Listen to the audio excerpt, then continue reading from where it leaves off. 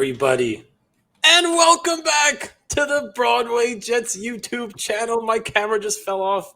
You'll know me from Twitter as NYJ Mike. I'm joined as always by the master of receipts, NYJ Matt, and today we have a very special guest. If you're watching this on YouTube, you definitely know who he is, and maybe not who we are. It's Matt O'Leary. Matt, thanks for joining us, buddy. Appreciate it.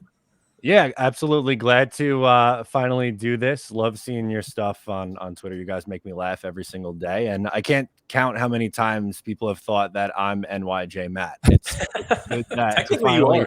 Yeah, we're here at the same place at the same time. And he has since revealed his face. So it is not, I am not NYJ Matt, just on the record.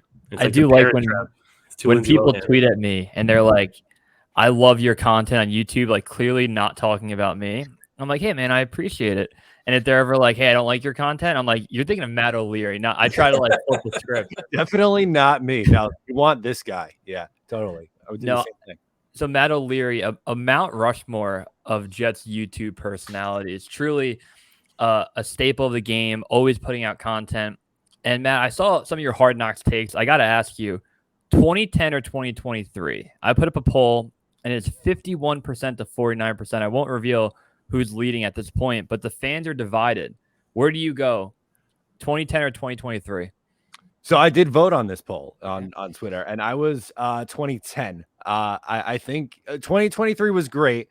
I think it's a little recency bias, though, why the numbers are a little bit higher. I just don't think you could really beat Rex. Too many memorable Rex moments from that, and the Revis holdout, Cromartie counting how many kids he had. Dude, I think that might be my favorite season of the show ever in 2010. I think it was just absolutely fantastic, and I loved it this year. There were a lot of really good moments, but I don't know. I think something was really special about that 2010 year. are we biased, or was that like the best season? Because I agree. Seriously, I agree. I feel like that's the most popular season. Maybe last year's Lions season was pretty popular. I don't know. I'm just trying to think of when there was a lot of buzz around Hard Knocks. Like the Ravens, obviously in the early days was like a go-to. And then when the Jets had it, I think it put Hard Knocks more on the map of like having a head coach with a personality and all the clips that came out of it. O'Leary, I didn't vote in the poll because it didn't let me. I'm 2010 as well.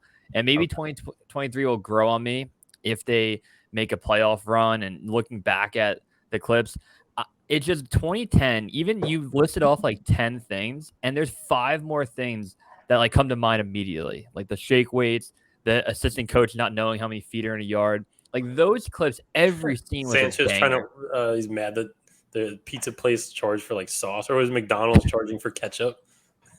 So stupid, dude. I don't know. 2010. I feel like there's a lot of similarities between 2009 and 2022, which we kind of touched on last year, Matt. But the main difference, obviously, is the Jets now have Aaron Rodgers, whereas the 2009 team did make the playoffs and had a nice run. But 2010 versus 2023, what do we think about the actual team? Which is a better team? This is a good one too. I would think 23 because of the quarterback and just some of the skill at the skill positions is very, very different. Like that 2010 team, which we're all around the same age. I'm sure that's our favorite Jets team that we've ever had growing up. So that team will always have a very special place in my heart. But we're going to run the ball. We have the best offensive line in the game. We have the best corners, and we're just going to blitz the hell out of you, and there's nothing you could do because we have Revis.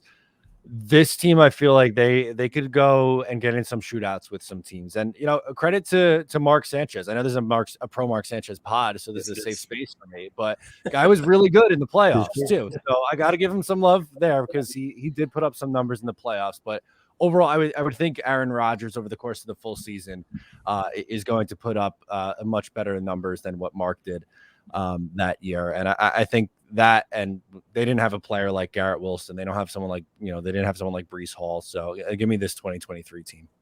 I like that. And to be fair, we love Sanchez, and Sanchez was fine in 2010, over 3,000 yards, whatever, normal quarterbacking. 2009, I don't think people realize how bad Sanchez was in the regular season.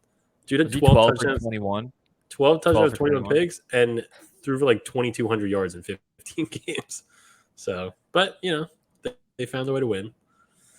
And like you say, 2020 or 2010, obviously offensive line probably beats out 2023, but that team was missing potentially a true edge guy, and the 2023 Jets had like 500 of them, right? And we argue, I don't love the D-line rotation, but if now you're 4 or 5 deep and you give Quinnen 75% of snaps on the inside, I don't really care about the rotation anymore because I think they're going to all dominate throughout the year. O'Leary, currently, I think there's all the hype that we have around skill guys, young guys, O-line's a question mark. Anything else stand out to you for 2023 that is a wait and see moment outside of the offensive line, which is usually the biggest counterpoint people have for the 2023 roster? Yeah, I think the only thing else that really stands out to me is linebacker and safety. I think that obviously CJ was really good for the Jets last year. Yep. It was the second team All Pro. Behind him, Quincy Williams came on strong and made some plays, but he's a very boomer bust player. And he's another starter, right? So he's not like the backup. Agreed. Right, exactly. And he's starting. Jamian Sherwood is. They love him, and I think there's a lot of potential there, but there's still a lot of unknown with if he'll be able to handle the bigger role. I like Tony Adams a lot on the back end, but what we saw from him was a very small sample size. So the Jets are kind of betting on two guys who flashed in a small sample, but again, they didn't really play a lot. So I think they're minor question marks, not nearly as much as the offensive line, but I think still area for maybe a little bit of concern or pushback. I totally agree with that. Well, Matt and I talk about this all the time, how Joe Douglas built the team in a way where the positions of need throughout the last offseason are some of the lower premium positions in football, like safety, like middle linebacker that you just brought up, like a third or fourth receiver, stuff like that. So it's good roster building by Douglas. The Jets are sitting on some cash. It would have been, nice to see them maybe plug up some of those quote unquote holes. Mm-hmm. I'm happy again with Tony Adams. They did go get Chuck Clark. He did tear his ACL. They got Amos as a backup option. I would imagine that's why they got Amos, because they signed him basically the same day. Not Nostradamus over here, but just connecting some dots. But yeah, no, I agree. Like there are probably some holes. And to be fair, the 2009, you said it before, Matt O'Leary, the 2009 offensive line for the Jets, I'd argue it's like the best of all time. DeBrickashaw, Alan Faneca, Mangold, Brandon Moore, Damian Woody. Get the fuck out of my face. That's insane. Yeah. But this year you have 5 guys. Yeah, that's nuts. I don't know. I mean, since I've been watching football, I could say that is definitely the best offensive line that I've ever seen. They had a god-awful Mark Sanchez that rookie year. He was really, really bad. Was it 12 touchdowns and 21 picks? Brutal. Yeah, but they still won 9 games that year and then won multiple playoff games on the road because they just Thomas Jones ran for, what was it, like 1,400 yards that year? Yeah. Unreal. But yeah, that line. They ran poor Thomas Jones into the ground. I do have one question based on Thomas Jones. So one thing I wrote down, I wanted to ask Matt O'Leary this. Breece Hall and Dalvin Cook, is it the best Jets running back duo of all time? Ooh. Yeah, it probably is. It depends on how much is left in the tank for Dalvin Cook, but even if he gives you like 2010 LaDainian Tomlinson, it probably is, just because of how good I think Breece Hall is. Yeah. And I would take it over, who would you say, Thomas Jones and Sean Green? Well, you have Thomas Jones, Sean Green, you have LT and Sean Green, you have like fun ones like Chris Ivory and Chris Johnson, Matt Snell and Emerson Boozer. You have all the guys in the 80s paired up with Freeman McNeil. Curtis Martin and Lamont Jordan's a fun one, but that's true. Yeah, I would say yes. Then I think this is probably the best duo that they've had. I agree with that. Sick. Yeah. So O'Leary, obviously anti-Adam Gase podcast. You are as well. I think Robert Saleh, the guy I love to death, the leader, the motivator, the energy. Not a guy that's going to get in someone's face and yell at them, but a guy that I think players respect. And in 2011, my biggest takeaway was, all right, the defense has to get better, and it did. So 2022, his fingerprints are all over it. Game management, punting in the fourth quarter down 2 scores, like little minor things. The Lions game he'll get shit for, which I get what he was trying to do, but it was a disaster in the long run with Which the play, timeout. like the field goal? Oh, at the end with Elijah. Yeah, the timeouts. And just overall confidence in Saleh, the guy, because I think the biggest question mark for me outside of O-line, safety, and linebackers, like how many games are the Jets winning the coaching battle? Like I think the Jets have a way better roster than the Giants. Is Saleh better coach than Dable? I don't know yet. So I think he needs to take that leap. Give me your confidence in the coach right now. No, I agree with you. I think you brought up some good points there with areas he needs to improve. I would say the biggest is in-game management, and timeouts is a big thing. And I agree with you in the Lions game. I think he handled that pretty poorly, and I think he could be a little bit more aggressive at times. It's not quite Todd Bowles level of conservative, but Right. it's just for a modern NFL, you need to be a little bit more aggressive. I think. I'm pretty confident that he's able to figure it out, just because like he's shown improvements from year 1 into year 2, specifically with that defense. And I think him, whether it was his call, Woody's call, whoever's call it was to move on from Mike LaFleur and bring in Nathaniel Hackett, I think making that move and bringing in a guy who has been a coordinator and is someone obviously we know that Aaron likes, and maybe someone that could help try to fix Zach Wilson. Like I think that was a smart self-awareness thing. So I'm hoping that it applies to some of the other areas, because you're right, like easy guy to root for. Players love him. He's well respected around the league. The last thing for me is just tweaking some of that in-game management stuff. I didn't think about the LaFleur move. Like you're right. My first thing, thought process probably Woody, fingerprints, Douglas. But at the end of the day, Saleh owns his coaching staff, and I guess he needs to respond to a higher up. But you think he would have done it if no Rodgers, Hackett? Well, here's the thing. LaFleur isn't. If LaFleur is the offensive coordinator, I think we're looking at Derek Carr being the quarterback. Like I think it's crazy to say, and I don't want to put it all on this, but the way that Rodgers spoke of Hackett before, during, and after, he loves playing and it's fun for him. He's like, wait, I get to hang out with a friend and a guy I love every day. Yeah, that's gonna be a good fit. If LaFleur is the OC after Rodgers couldn't stand his brother a few years like when he was there, that doesn't happen. So very self-aware move. O'Leary, you're right that he deserves credit, even if it's a Woody Johnson move, to go ahead and get Hackett. Obviously, we knew that was like a marriage that hopefully was going to happen, but you need to first fire a good friend, which he did. Yeah, no, for sure. You're right. Like, I don't think Rodgers is here if LaFleur is still here. I think Hackett's a big reason for it. But you're firing your buddy, like that can't be an easy thing to do. Like I wouldn't want to do that. So yeah, you got to give him credit for actually making that call and do it. I would trade Rodgers. I'm sorry. I would trade Derek Carr, Mike LaFleur, and 10 first-round picks for Aaron Rodgers and Nathaniel Hackett. I agree. And you talk about firing your friend. O'Leary, you become a free agent. Maybe I let Mike go and I bring you in. It'd be a tough move, but you're a dick. I'm going to chug my whiskey. You're a scumbag. Wow. That's cold-blooded, man. That is cold-blooded. But hey, listen, if the offer's right, I might have to take you up on it. We have a contract. Buy Matt O'Leary's house and do that studio or mimic your studio. If I die, Mike gets access to my Twitter account full time, and I want the followers. He can change the name. Yeah, dude. You know the one thing I had to say with Saleh, because your headline, Matt, on the bottom was funny. Will the Jets stop a screen pass this year? There it goes again. It's just I feel like Saleh was a little bit inflexible last year at times, and I agree with Matt O'Leary. Todd Bowles' clock management was insane, and I don't hate Todd Bowles, but like Jesus Christ, do not punt down like 2 scores to the Steelers on the 48-yard line with 8 minutes left. I'm gonna lose my mind. But Saleh in game, I feel like every single time, even if it's like 4th and 1, he'll just play 4 defensive linemen, and then the other team could just do a QB sneak or like a fullback dive and get it every single time.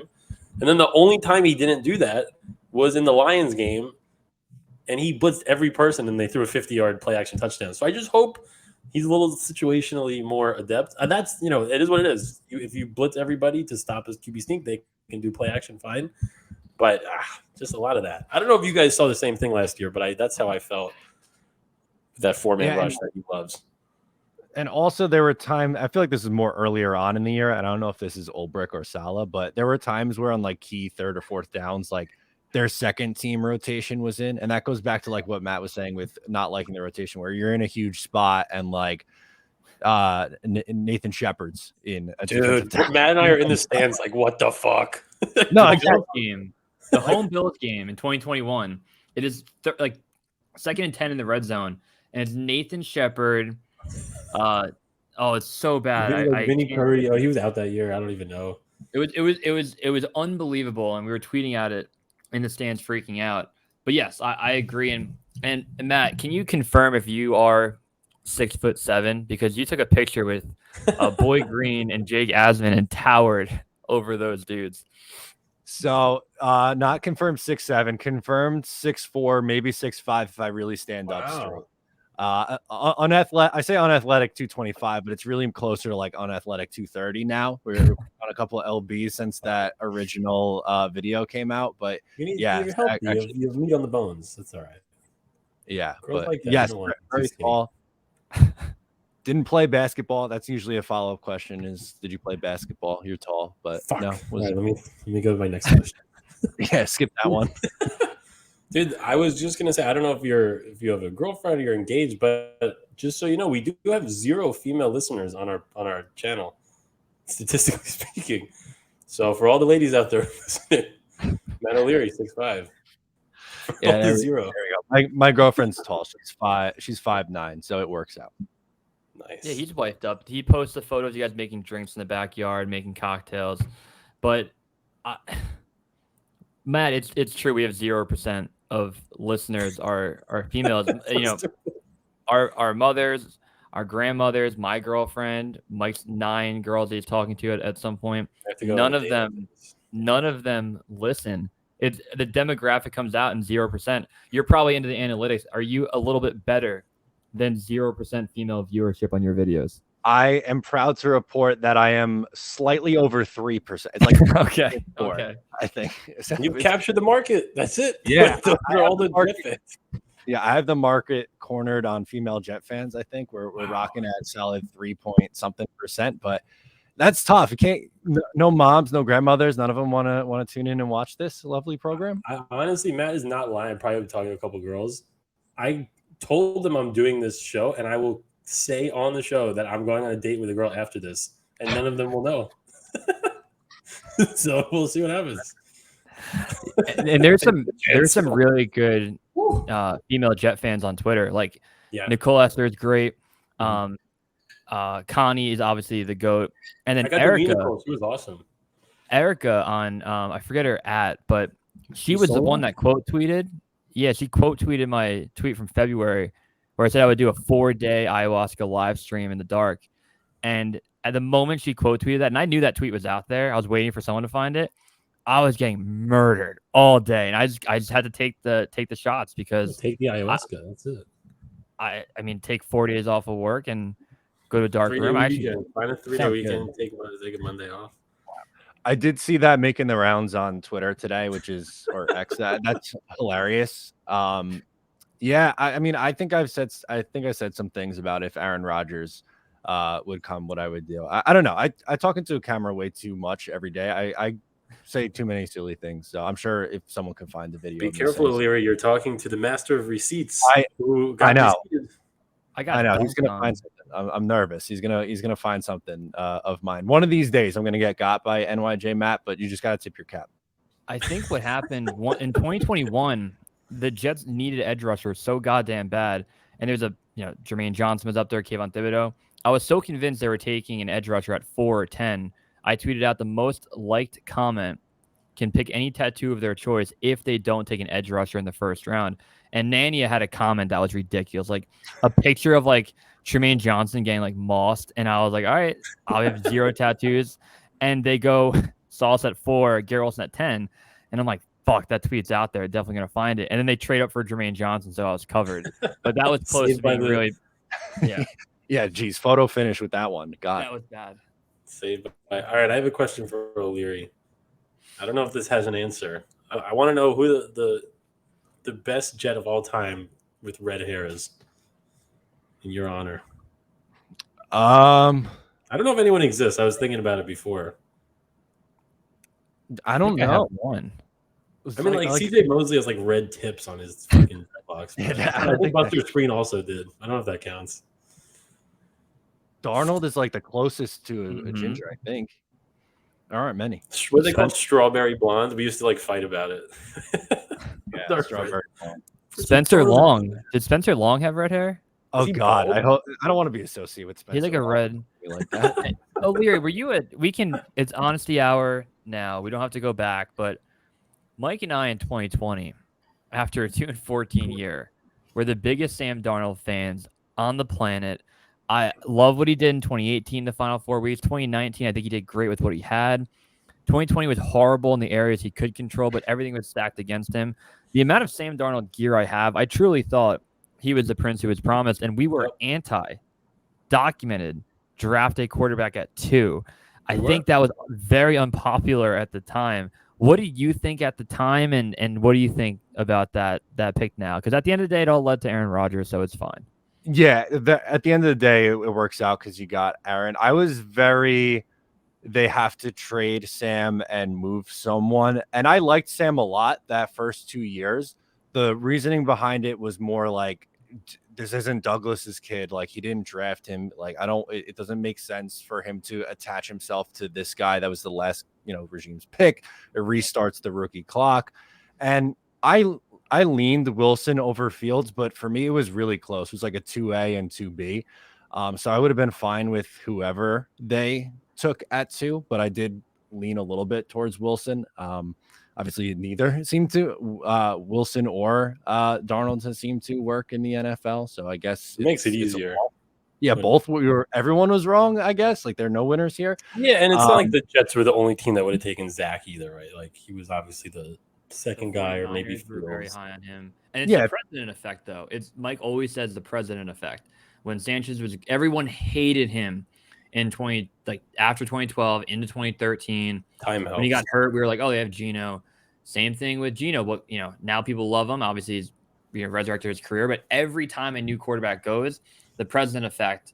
Now everyone loves Sam Darnold. When ratioed on the timeline, when finally the Jets were 0-11 at that time, maybe 0-12, and me and Mike came around to the idea. I'm like, all right, we'll take Trevor Lawrence. We're good. Generational, everything good. The moment we were like, all right, let's go quarterback at 1, they beat the Rams. So what did the Dolphins get for the Trey Lance trade? It's like 2 1s? Because what would the Jets have gotten if they moved down that pick? A couple 1s? Probably 2 1s, I would think. Yeah. And the swap with wherever that team was picking a few picks back, nice. It would have been a lot.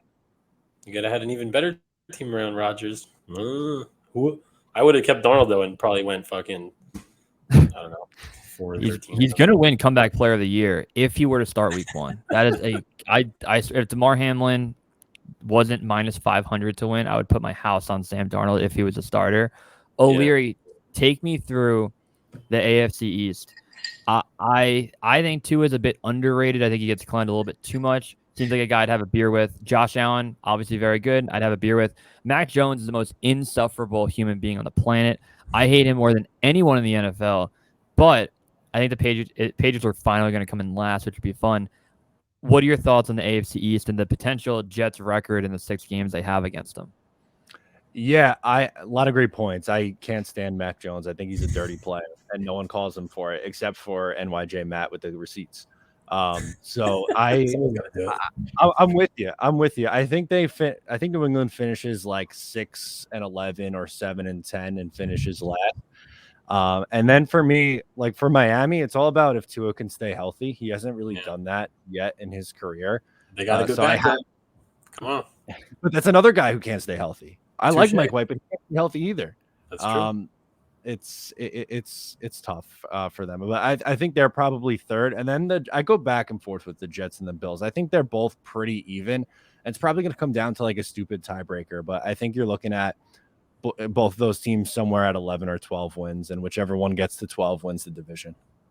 I agree with you, Matt, because people forget the Bills are top 5 in offense and defense the last 3 years. It's not a joke. They probably should have been better.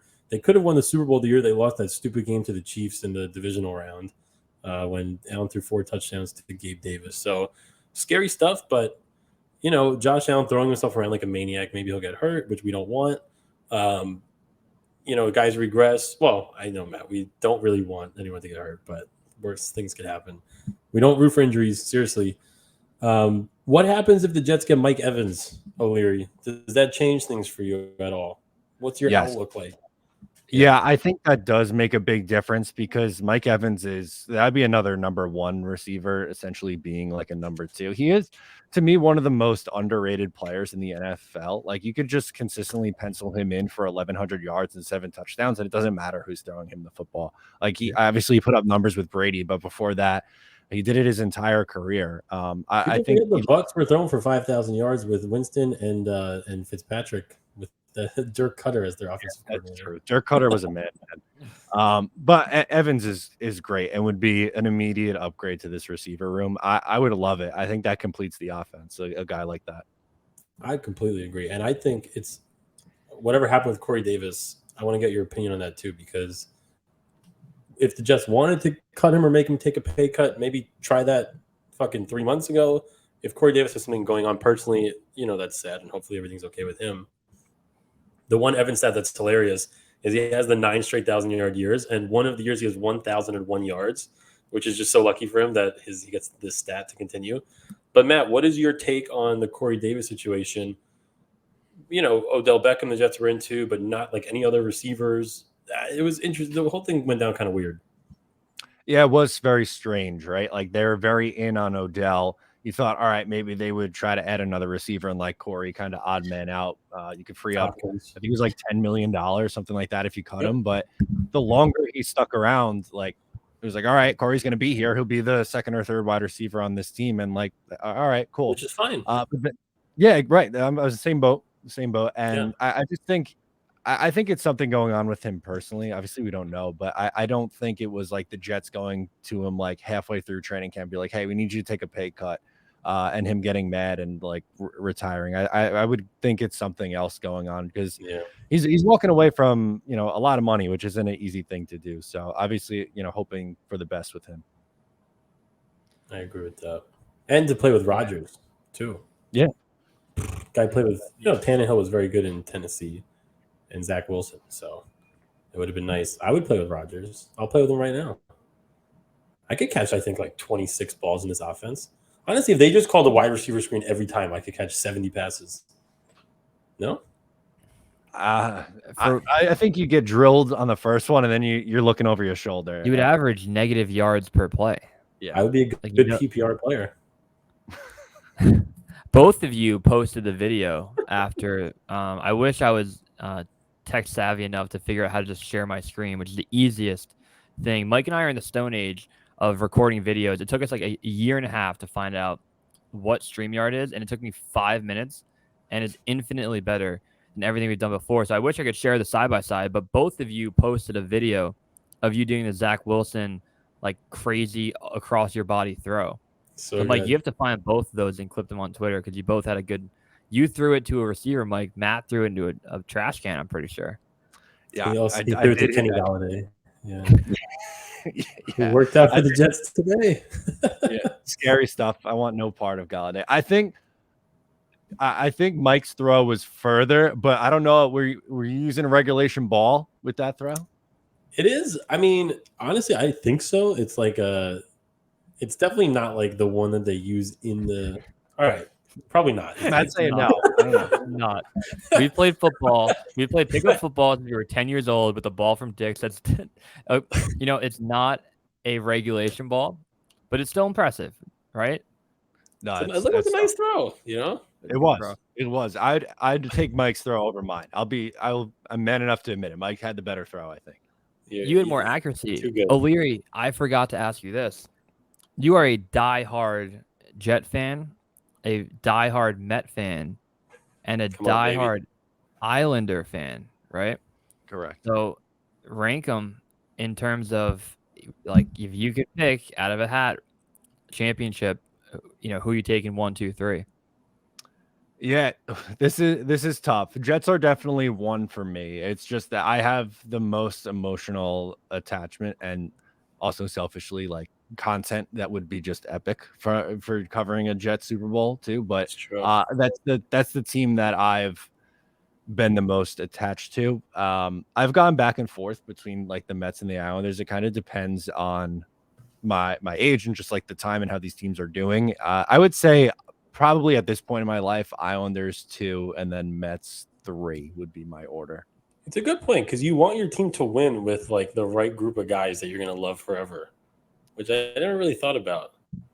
Like if the Mets Yeah. would have won in 2019 when they had that fun second half comeback, you got Conforto and a young Alonzo McNeil. Like that's a fun team to win a championship with. DeGrom, you know, they That won is now. fun. Yeah, Like, not the pitching same. game seven. Although I will say I think the 2006 Mets not winning the World Series is the thing that haunts me the most in my sports fandom. Like at least over get anything, there. yeah, over anything Jets. Like then there were a lot of Jets heartbreak, but that 2006 team not winning, I think, really broke me as a human. 2010 hurts with the Jets. 2009 hurts is what I meant to say, but the Jets should have lost. Peyton Manning should beat that team. 2010 hurts because then you go Manning, Brady, Big Ben, then you get to play Rodgers in the Super Bowl. The core four of that era that we've always talked about. That it's like if you took down those four horsemen, it would have been incredible. That one really hurt. O'Leary, I think that you made a good point about the content that would come out of it. I don't know where. I remember your YouTube videos for a long time. I don't remember where you were in terms of like growth in 2017, 18, but you went through dog shit years, the Gase era, probably a little bit of the Bulls era, then going 5 and you've seen nothing good, and you've been able to grow this channel and you're following as much as you have. What the fuck happens when they start winning and they're a playoff team? Like you're just gonna keep. 6 days. I can't wait. It's just so crazy that you can build your content to where it is through garbage. And maybe there's some like good videos or rants that probably pop off because of it, but you don't want, obviously you want the winning. I just find that equally impressive that through all that shit era, you were able to kind of put out all that content and grow it. Yeah, I think that's a testament to Jet fans, like how much they really care and want to see a good product. Like they're not only like, are we crazy for watching a 2-14 team ran by Adam Gase, but people were then watching that and saying, I want to watch the crazy guy on YouTube yell about it too. Like it just Jet fans are so yeah, right. Like be like, I need more New York Jets. So it's just, it's really, I give so much credit to Jet fans. I couldn't do this without just the passionate fan base. It's so cool. And, you know, there's a lot of guys now. A few years ago, it was, a much smaller group, but there's a lot of great content creators out there doing awesome things. It's going to be so cool to cover a team that's actually good. Right. O'Leary, you lose 3 years off the end of your life. It doesn't matter. I don't know how old you're going to be when you die, but you lose the last 3 years for sure. The Jets are guaranteed to make the AFC Championship game this year. Do you do it? And then nothing after that's a guarantee. Nothing after it's a guarantee. And the Jets could also make the AFC Championship game naturally without you sacrificing 3 of your years of your life. But you're guaranteed. And you're right. You're already there. And you don't play the Chiefs. Oh, okay. That's a pretty good stipulation. That might, I'll take 3 years off my life to make sure Mahomes isn't there in the title game. How good is your 80s anyway? Let's be honest. And I probably won't. He's gonna hang out with your stupid grandchildren. Larry just shaved 3 years off his life to play Lamar Jackson in the AFC Championship game. Yeah, or you play the Bills and you lose that game and you want to die early right after that game. Like the whole thing wouldn't be great. No, it's a win-win. Then you die earlier. I guess that's true. I think Jet fans deserve all the praise for what we went through. Giant fans, I don't think could do it because the Giants and the Jets had practically the same record from like 2014 to 2021. Like there was like that run where I always had the tweet of how they had the same record, but the Giants were on Sunday Night Football 27 times, and the Jets haven't been on since 2011. That's terrible. Like it's my least favorite thing ever, and it actually bothers me that they're not a road game for a Sunday night, so I could watch the intros and we're gonna be there, so that's a little stressful. But the Giants fans, when that happened, like I have a ton of friends who are Giant fans that are great, but also like the fair weather fans that throw on their Eli Manning jersey in week 15 if they have like a playoff game, if they're 500 against the Eagles. Like I don't think they're a great fan base. I think Sean Marash from The Fan is a fucking idiot. But at the end of the day, Jihad Ward lied and people died, and I'll stand by that quote. You spelled it wrong. Did I? People did. Close. But no, I'm with you. I have a lot of Giant fans in my life, and there's some really good ones like I can talk with and be like, all right, like we're having like a legit football conversation. But like I don't know how much LOL, like they do a lot of LOL Jets. Like they've been just as bad. Like, but they have the 2 Super Bowls this millennium, which I don't know why you'd be so upset, with their team. If the Jets gave me 2 Super Bowls in the time that I've been alive, in like my 28 years on this planet, I'd be pretty happy still, I think. Of course. They could. That actually makes me nervous because like if the Jets win a couple times, and then I like have to just be like, all right, we won. Can't be pissed. Yeah, what do you do? 2050. I don't know. I really don't know. Because I agree. That would be my argument against my own self. If I was pissed off after the Jets won twice, like 10 years later, I'd be like, shut the fuck up to me. So I don't know. I think it goes through eras and cycles though, because Giants fans can be like the Jets are the little brother. They shared a stadium with us with our name on it. We've won 2. But here's the one thing, being the youngest of 3 that I know for a fact, being a little brother, we are battle hardened. I played pickup basketball when I was 5 against a bunch of 9, 10-year-olds kicking the shit out of me. And now I could beat all of them. Both my brothers, I could beat them in any goddamn sport, and they won't be listening. But Mike can attest. I kill them in anything. I know them. That's accurate. Yeah. You were at their weddings. But the little brother will always find a way after going through it all to fucking kill the older brother. So I'm not saying it's going to happen this year. It might, but it's going to happen. And when it happens, it's going to be amazing. So that time will come, and I cannot wait. We'll see them week 8. Yeah, we'll see week 8. I don't know. I kind of hate the Giants after the whole Jihad Ward and that little Hard Knocks. That kind of rejuvenated this rivalry, I think. Come on. Fuck he them. lied. Like he did not hear them laughing. There's like one chuckle from Rodgers. No one else laughs in that clip. He got murdered on Twitter, embarrassed because the Hall of Fame quarterback never heard of him. And then he cried to Connor Hughes in the Giants beat that he heard people laughing. A blatant lie. And I'm so happy that I keep tweeting out that he lied and people died because it just makes no sense. But he blocked me immediately on Twitter for that. But he saw listen, for anyone still listening, if you need an argument against your Giant fan friends, think about this. The Giants were 9-6-1. They were 9-7 really basically last year in a tie.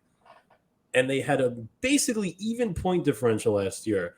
They're a fucking fraud team who's not that good, with an quarterback who throws for 15 touchdowns, and people want to say he's a top 10 guy. They're paying him $40 million. And then with all this bullshit, so then their whole biggest problem was they don't have any receivers. So they go out this offseason and do what? They got Paris Campbell and they draft a guy in the 3rd round. Screw them. It's the most overrated bullshit franchise of all time. And all we did growing up was hear our stupid asshole Giant fan friends who are not as good of fans as we are Jet fans talk shit to us and bullshit. And this is why when people say, why do you hate the Giants so much? This is why. They can go fuck themselves, and they're a mediocre garbage team that they're lucky that they're in a garbage conference because they might sneak into the playoffs. But they're a 500 team that has a nice coach and an underwhelming quarterback, and that's it. I'm pissed off now. Damn. It went in. I love it. It's fun. But if you need an argument, just say all that. Yeah. All those things. We've ripped it for about 40 minutes now. O'Leary, you've been great with your time. Any parting words, Mike? Anything that O'Leary, any questions for us? I know we tweet dumb shit all the time, but we appreciate you coming on the program. We're trying to get better at making videos, but yeah, anything before we wrap up? Yeah, I want to know how real is this beef with Connor Hughes? So Mike went to college with Connor. Fun fact. Oh, really? Okay, that I did not know. So to be clear, there's no real beef. If that's the question, I think we're late. I didn't think it was actually we're late enough in the broadcast that most people that think it's real probably have tuned out or just won't listen. When I tweeted that he didn't give a kid an autograph, So funny. you know So what's good. funny though? It kind of is Could it. be true. No, you know why it kind of is true? A kid asked for a photo, and he did say, "I'll be right back," and I didn't see him come back. So I then took that to like autograph. He started crying, and I tweeted it. Had some beers, went up to my seats, and I looked down. And when I tweet those things, I'm assuming 95% of the people are going to get the joke and 5% bait. But I also thought that when I tweeted Adam Gase was the offensive coordinator of high school, and it again, I was like, oh, I had head coach originally, and I'm like, yeah, then people might think it's real. So I'll do offensive coordinator so people know it's like a joke, but 5%, it was reversed. So then I DM'd Connor after he's getting like murdered. People are like, this is why I hate him. He's a piece of shit human being. I hope you die. And I'm like, we have a group chat that's pretty consistent. I'm like, Connor, do you want me to like delete it? Like, I don't know what you want me to do. He's like, no, keep it up. But if you want to clarify, go ahead. So yeah, no, Connor and I, we're cool.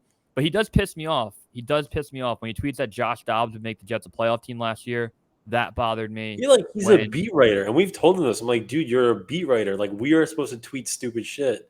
You can't just be like, he'll literally just tweet out like Daniel Jones sucks. I'm like, dude, you can't tweet that. Like, what the fuck?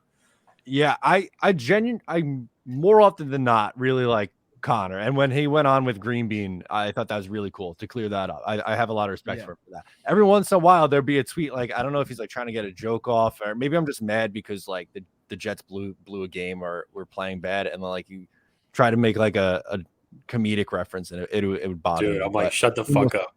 Dude, yeah, I know. Yeah, oh, man. But for the most part, good guy. Yeah. No, Connor's great. Fun fact, Connor, in 2015, I was doing like in college, I had a little radio show, and Connor came on, and he had just started covering sports, and somehow broke the news of Antonio Cromartie signing with the Jets on my radio show for about as many people as we have women listeners. So maybe like 0 people, but he said it on air. It's a true story. Yeah, Amazing. I love it. All right, Matt. Well, thank you so much for coming on. We have the Jets playing in just 5 days. We have a lovely season ahead of us for the first time in many years. We're all looking forward to it. We really appreciate your time. We'll be interacting with you on the interwebs.